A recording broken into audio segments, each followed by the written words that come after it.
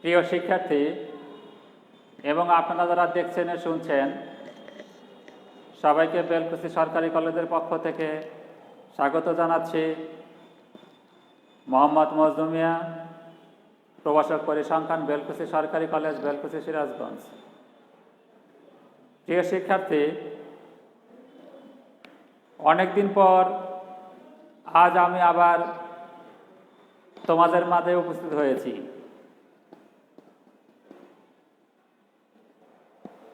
আমি গত বেশ কয়েকটি ক্লাসে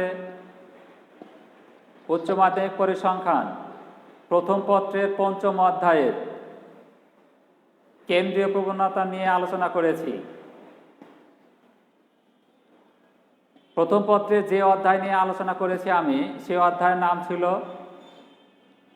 কেন্দ্রীয় প্রবণতার পরিমাপ। এই কেন্দ্রীয় প্রবণতার পরিমাপের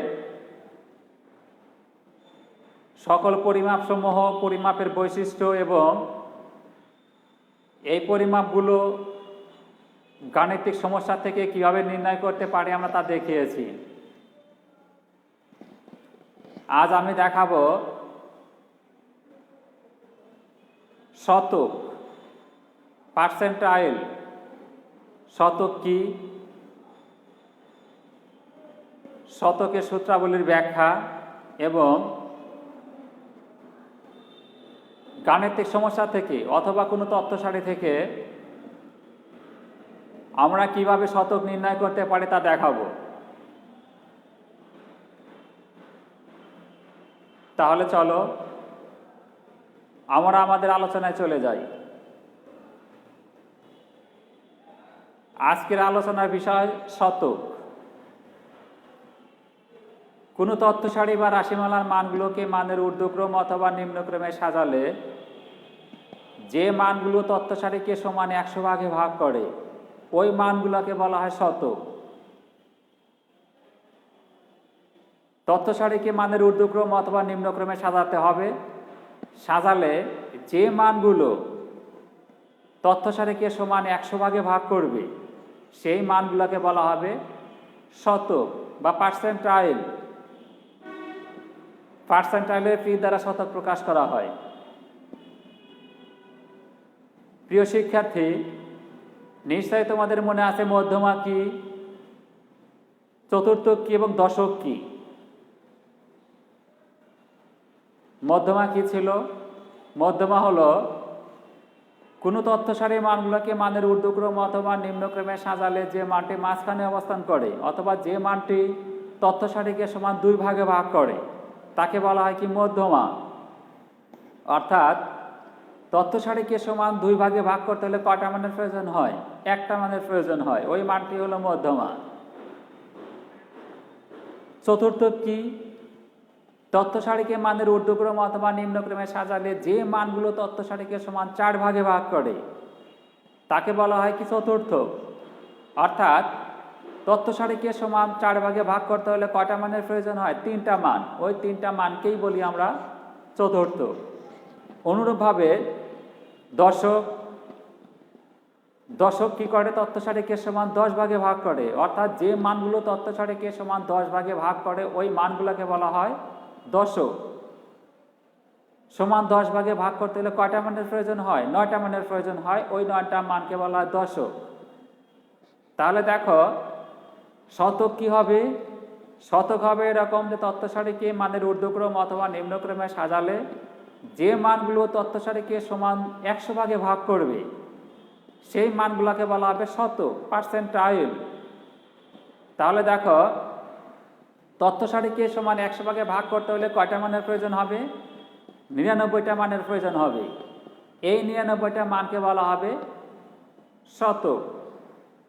তাহলে প্রথম শতক ফার্স্ট পার্সেন্টাইল, P1। পার্সেন্টাইলের পি দ্বারা শতক প্রকাশ করা হয়। তাহলে প্রথম শতক P1, দ্বিতীয় শতক P2, তৃতীয় শতক P3, 99তম শতক তাহলে কি হবে? P99। P99 আর P50 50তম শতক কি করবে? তথ্যসারিকে সমান 2 ভাগে ভাগ করবে। তাহলে 50তম শতক তথ্যসারিকে সমান 2 ভাগে ভাগ করে।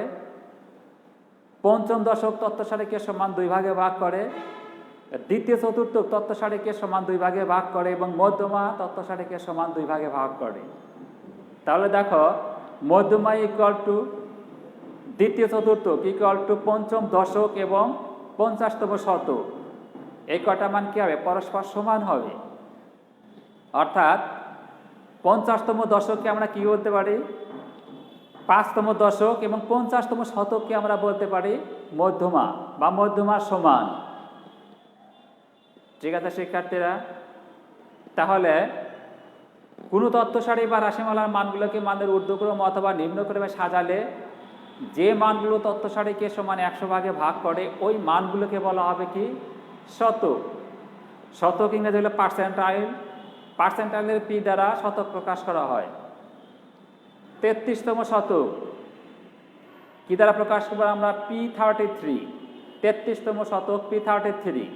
60তম শতক P60। 90তম শতক তাহলে কি হবে? P90।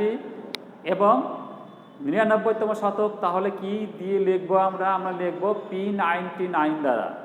ঠিক আছে শিক্ষার্থীরা, এখন যে কোনো উপাত্ত বিন্যস্ত অথবা অবিন্যস্ত উপাত্ত, বিন্যস্ত অথবা অবিন্যস্ত উপাত্ত থেকে আমরা কিভাবে শতক নির্ণয় করতে পারি সেটা দেখাবো এখন। অবিন্যস্ত উপাত্তের ক্ষেত্রে মধ্যমা m equal to n+1 divide by 2তম পদের মান, n+1 ডিভাইড বাই 2তম পদের মান। First quartile q1 equal to 1 into n+1 divide by 4তম পদের মান। প্রথম দশক d1 equal to 1 into n+1 divide by 10তম পদের মান। তাহলে দেখো প্রথম শতক p1, প্রথম শতক p1 ইকুয়াল টু তাহলে কি হবে? যে প্রথম শতক p1 ইকুয়াল টু,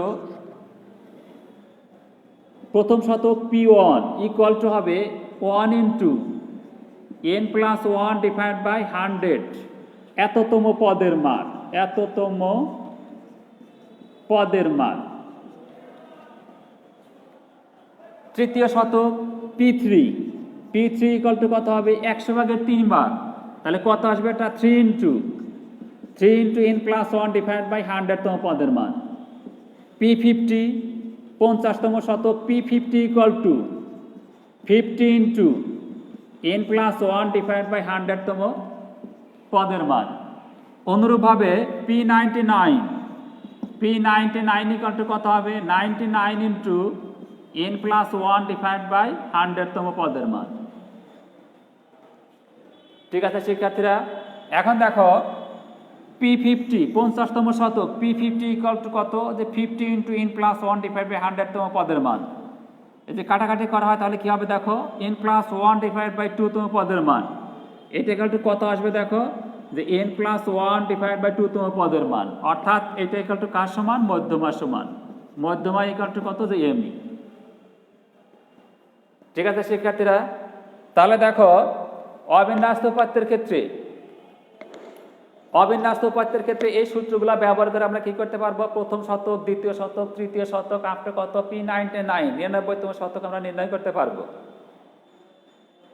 এখন এটা হলো অবিন্যস্ত উপাত্তের ক্ষেত্রে। আর যদি বিন্যস্ত উপাত্ত হয়, বিন্যস্ত উপাত্তের ক্ষেত্রে মধ্যমার সূত্র নিশ্চয়ই তোমাদের মনে আছে।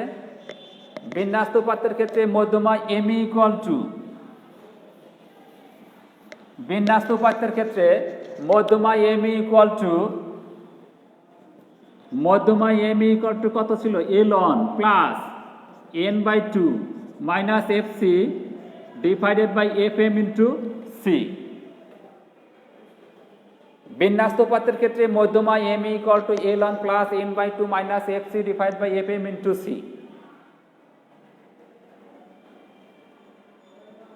First quartile q1 equal to ছিল ln plus 1n/4 minus fc divided by f q1 into c। অর্থাৎ first quartile q1 equal to ছিল ln plus 1n/4 minus fc divided by f q1 into c। d1 প্রথম দশক d1 equal to ছিল এরকম ln plus 1n/10 minus fc divided by f d1 into c। তাহলে দেখো প্রথম শতক P1 equal to কী হবে? P1 ইকুয়াল টু হবে L1 plus 1n/100 minus FC divided by AP1 into C, যেখানে L1 ইকুয়াল টু প্রথম শতক শ্রেণীর নিম্ন সীমা, L1 ইকুয়াল টু প্রথম শতক শ্রেণীর নিম্ন সীমা, FC ইকুয়াল টু প্রথম শতক শ্রেণী পূর্ববর্তী শ্রেণী ক্রমদৈর্ঘ্য গণসংখ্যা, AP1 ইকুয়াল টু প্রথম শতক শ্রেণী গণসংখ্যা, C ইকুয়াল টু প্রথম শতক শ্রেণীর শ্রেণী ব্যবধান, N ইকুয়াল টু মোট গণসংখ্যা এবং প্রথম শতক শ্রেণী ইকুয়াল টু 1n/100 সংখ্যাটি ক্রমদৈর্ঘ্য গণসংখ্যার যে শ্রেণীতে অবস্থিত। অর্থাৎ এখানে যে কাজটি আমরা করতে হবে, প্রথমে প্রথম শতক শ্রেণী নির্ণয় করতে হবে। প্রথম শতক শ্রেণী আগে নির্ণয় করতে হবে। প্রথম শতক শ্রেণী নির্ণয় করলে আমরা কি পাবো? L1 পাবো, FC পাবো, AP1 পাবো, N পাবো, C পাবো। এই মানগুলো যদি এখানে বসানো হয় তাহলে কি হবে? প্রথম শতক বের হবে। ঠিক আছে শিক্ষার্থীরা? যদি বলা হয় 33তম শতক নির্ণয় করো, একটা বিন্যাস্ত উপাত্ত দেওয়া আছে, সেখান থেকে আমরা কি বললো? 33তম শতক শ্রেণী নির্ণয়, 33তম শতক নির্ণয় করতে বললো। সেখানে আমরা কিভাবে করব? সেখানে আমরা লিখব যে আমরা জানি 33তম শতক P33, 33তম শতক P33 ইকুয়াল টু